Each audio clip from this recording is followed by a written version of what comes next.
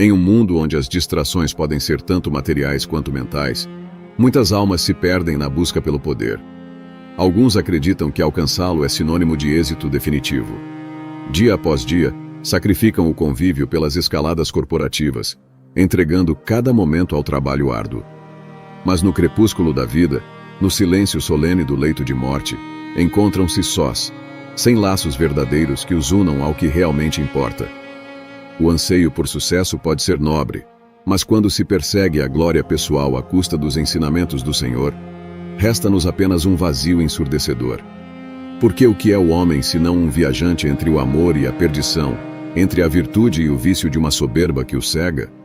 Acreditamos ser bons, talentosos, capazes, e é saudável que assim seja.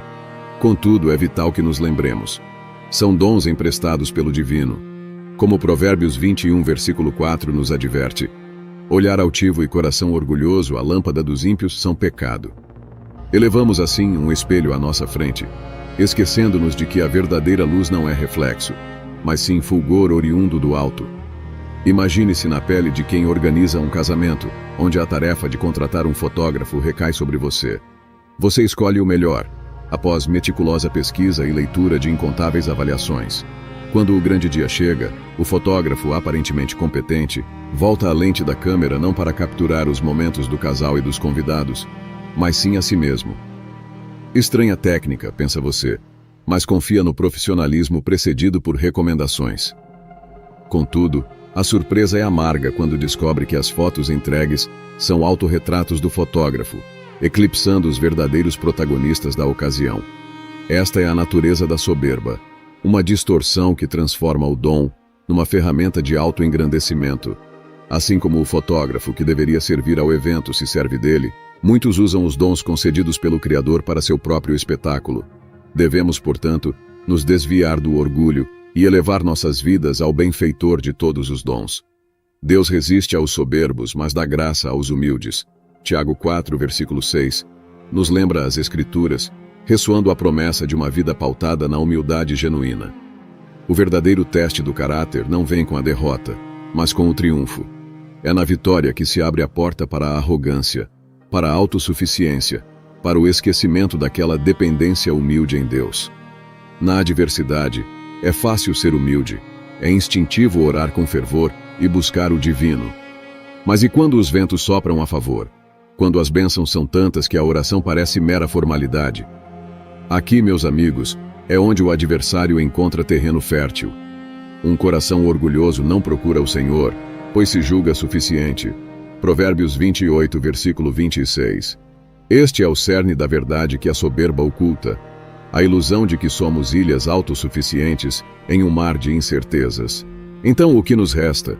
Para onde direcionamos nosso olhar e nossa alma? Como nos aconselha um velho hino, voltamos os olhos para Jesus, o autor e consumador da fé, que por nós suportou a cruz, menosprezou a ignomínia e hoje está assentado à destra do trono divino. Hebreus 12, versículo 2. Observamos a trajetória de Jesus, seu viver, morrer e ressurreição. E ao imergir nesse mistério sagrado, escolhemos a luz em detrimento das sombras. Sejamos todos então mirantes da fé, afastando nossos olhares do mal e fixando-os no início e fim de nossa crença. Houve um pastor em Chicago, chamado Tom para esta narrativa, homem de fervoroso amor por Cristo.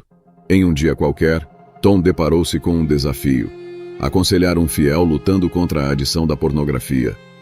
Nunca tendo ele mesmo se debruçado sobre tal pecado, Tom viu-se, após um desses encontros, invadido por um impulso inesperado que testaria sua própria resistência ao mal. A batalha de Tom contra a tentação foi feroz e pessoal. Por semanas ele se armou de resistência, blindando sua fé contra o assédio do pecado que batia à porta de sua mente com insistência. "O que mal há em ver uma única vez?", sussurrou a voz do engano. Um momento de fraqueza foi o suficiente para que Tom se visse preso nas teias da adição. Uma prisão sem barras que começou com um simples ato de curiosidade e se aprofundou em um abismo de consequências trágicas. Após meses, a busca por gratificação através da pornografia se tornou insuficiente, levando Tom a explorar os cantos escuros da cidade, onde os strip clubs de Chicago acenavam com promessas de anonimato e prazer. Era um escorregão perigoso numa ladeira escorregadia, afastando-se cada vez mais da vida que ele havia prometido liderar. Ele viu sua vida ser invadida por trevas, um reflexo da advertência em Mateus 6, versículos 22 e 23, sobre a importância da pureza de nossos olhares. O olho é a lâmpada do corpo. Se teus olhos forem bons, todo o teu corpo será luminoso. A inocência de seu olhar havia sido manchada, e a escuridão invadiu seu ser com uma intensidade que ele jamais poderia ter antecipado. A solução, porém, não é simples nem fácil em uma cultura que pinta a luxúria em cada esquina e tela, mas é essencial. Como desviar o olhar para Jesus em um mundo saturado com imagens que clamam nossa atenção? O esforço para purificar nossa percepção visual é um ato diário e deliberado de vontade e fé. Jó, um exemplo de integridade e retidão, sabia o poder da visão e fez um pacto com seus olhos, prometendo não olhar com cobiça para uma virgem. Jó 31, versículo 1. Em sua sabedoria, Jó compreendeu que o pecado sexual começa com um olhar que se demora um segundo a mais, um pensamento que se permite vagar além do que é puro. Para combater as sombras que desejam se alojar em nossas almas, precisamos também virar nossos olhares para longe das distrações materiais do mundo. Na sociedade atual, onde a posse e o acúmulo são frequentemente elevados como símbolos de sucesso, esquecemos que tudo o que temos é transitório e efêmero. O Salmo 119, versículo 37, ressoa como um chamado à clareza espiritual, pedindo a Deus que desvie nossos olhos das vaidades do mundo e vivifique nosso ser em seus caminhos eternos. O desafio é permanecer centrado na verdade, que enquanto as posses são temporárias, as riquezas em Cristo são eternas. Não podemos adorar dois senhores. É impossível servir a Deus e as riquezas. Mateus 6, versículo 24. A cobiça por prazeres mundanos e a amizade com as paixões deste mundo são incompatíveis com o amor a Deus. O primeiro sinal de alerta é a presença do comprometimento em nossa vida espiritual. O inimigo busca criar uma brecha por meio de concessões aparentemente inofensivas, um pequeno deslize aqui, uma justificativa ali. E é nesta progressão lenta que o pecado ganha força, distorcendo princípios e corrompendo o coração. A sagacidade da mentira reside na sua capacidade de parecer inofensiva, uma linha tênue entre o certo e o errado que o diabo astutamente turva. São esses pequenos compromissos, essas concessões morais que levam grandes líderes a cair. O pecado raramente é um abismo em que caímos de repente. É mais frequentemente uma série de pequenos passos descuidados. E assim, ao enfrentar a própria queda, Tom descobriu a verdade amarga que uma mentira branca nunca é simplesmente branca, e que cada escolha conta na guerra contra o mal. A clareza moral se perde quando permitimos que as fronteiras entre o certo e o errado sejam suavizadas pela racionalização ou pela pressão cultural. A noção de que pode existir um pecado bom é um engano perigoso, uma ilusão tecida pela mente humana que busca justificar o injustificável.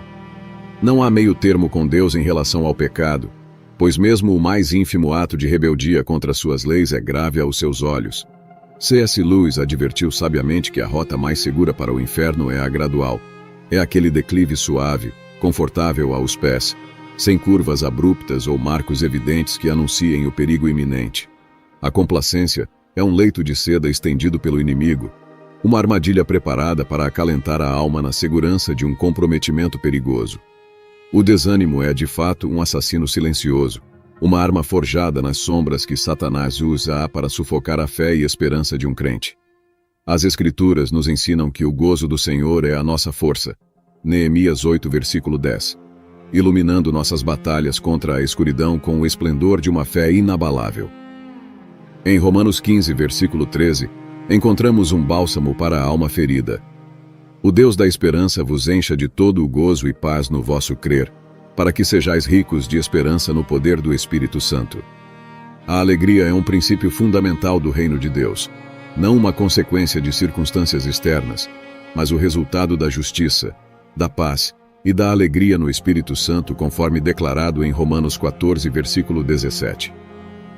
A palavra de Jesus, como refletida em João 15, versículo 11, tem o poder de infundir a verdadeira alegria em nossos corações, uma alegria que deve transbordar e ser completa.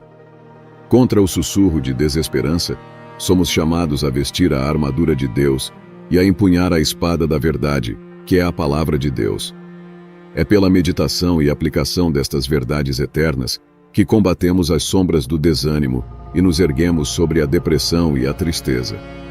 O discernimento das artimanhas do diabo é uma diligência necessária para todo cristão.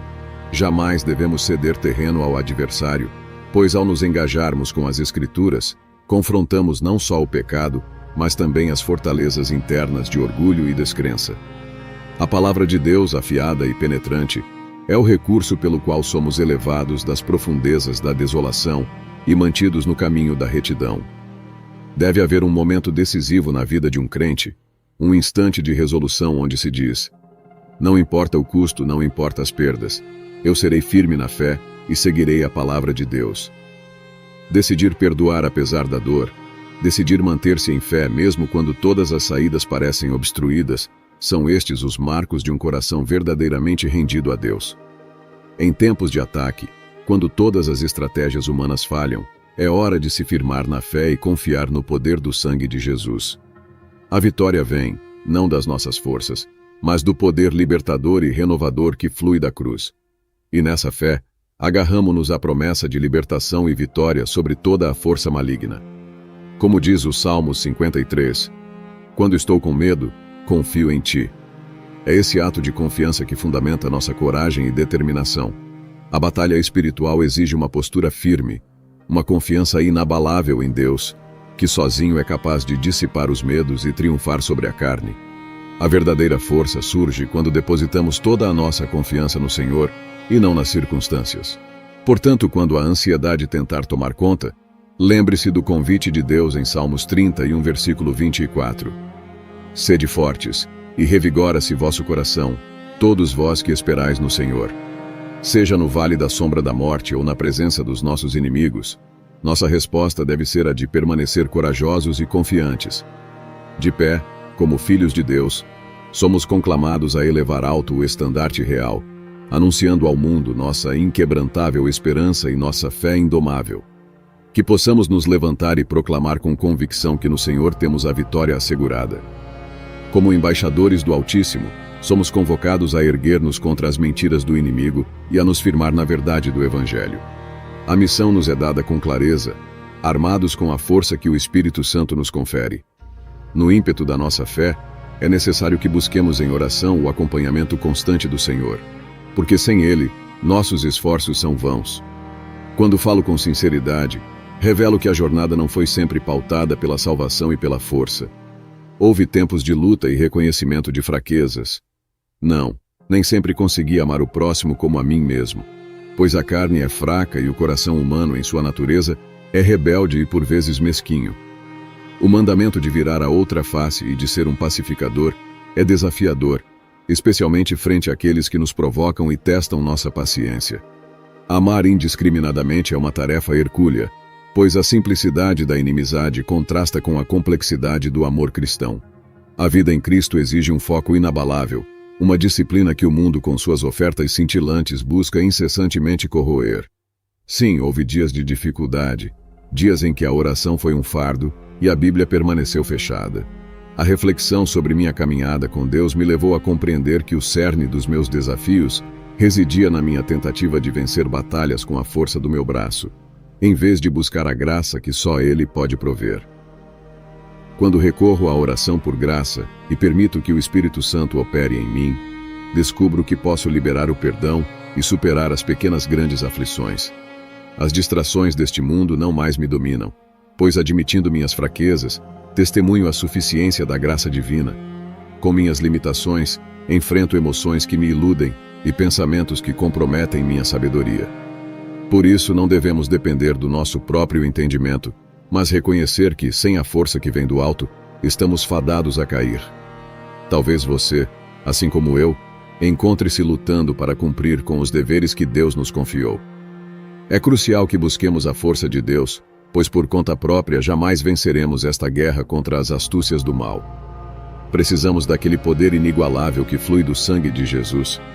Da força revitalizam-te do Espírito Santo, pois como está escrito em Atos 1, versículo 8, recebereis poder ao descer sobre vós o Espírito Santo. Jesus nos prometeu essa assistência, sabendo das adversidades que enfrentaríamos. Somos limitados em sabedoria e entendimento. Precisamos da robustez e da capacidade que somente o Espírito Santo pode prover. Escute bem. É nosso privilégio e nosso direito viver pela potência que reside no nome de Jesus.